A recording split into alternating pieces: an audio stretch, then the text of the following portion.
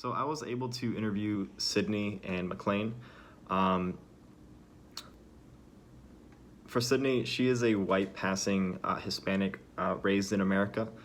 So her culture is very Americanized. Her parents were born in America, so she grew up she grew up celebrating national holidays, Halloween, Thanksgiving, Memorial Day, celebrating Easter and Christmas because she's a Christian. She never really experienced racism or discrimination. The community that she was raised in was mostly white, so she never experienced any type of discrimination. Some recommendations that she made for counselors to work with people of her culture is to just be patient, listen to their views on the world, even if you don't agree with them, and to show some a degree of understanding.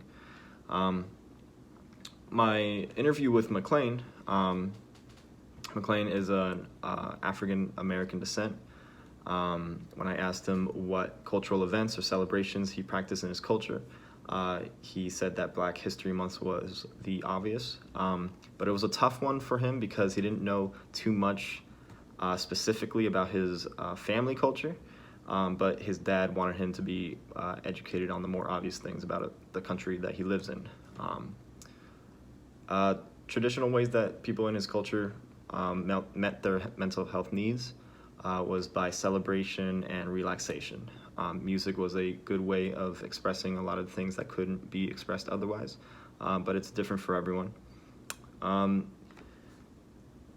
I asked him if he ever experienced racism or discrimination, he said that growing up in school with mostly white people, he had to deal with a lot of passive things, not speaking like a Black person, getting called an Oreo, and he mentioned a story in middle school. He had his hair out, and a white kid came over and pulled on his hair, screaming that it was real. When I asked him what recommendations he would have for counselors who work with people from his culture, he said he didn't really have a baseline, so it's hard to have a suggestion if he had nothing to compare it to. But if he were to try to find a therapist, he would want someone to make him feel like he could trust them with this issue, and someone that could relate to him. Those were the interviews with Sydney and McLean. This is my after video.